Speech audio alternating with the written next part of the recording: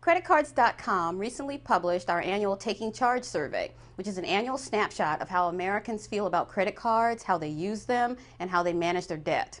The survey revealed some interesting information about how Americans use their credit cards and in terms of sharing accounts. What we found was that about half of Americans have shared an account at some point, and that means either a joint account with a spouse or a husband, or through having authorized users, such as children, use their credit cards.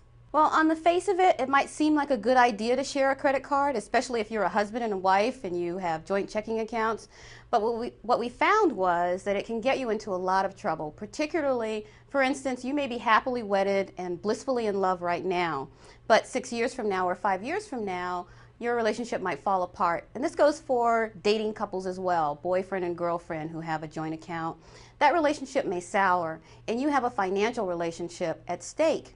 Sharing a credit card can actually hurt your credit score, and that can happen if the other person has acted irresponsibly and went to the mall, charged up a storm on your credit card, and suddenly you have a large bill to pay that you're unable to pay.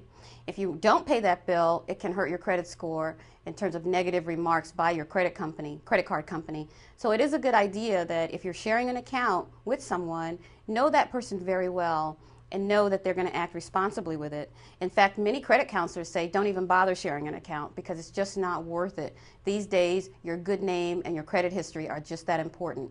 Well, with authorized user accounts, that's when a son or daughter who's going off to college is authorized to use a credit card that is actually in your name and they're a user on the account. Those can be pretty tricky as well. And here's the situation. Your son goes off to college and decides that he wants to go shopping at the mall or he wants to order pizza for the entire dorm. You have probably given him very specific instructions about not overspending on that card. Unfortunately, we know that teenagers and college-age kids don't always do what their parents want them to do, and suddenly you're hit with a very large bill that you are responsible for paying for. So number one is that child or person who's the authorized user a responsible person, or are they going to charge up your card? You know, a lot of credit counselors and financial advisors are now saying that it's probably never a good time to share that credit card, even with a husband and wife situation, because you just never know. 50% of marriages end in divorce, and 5 or 6 years from now, you could be arguing over that joint account. So it's best just to have credit separately in your separate names.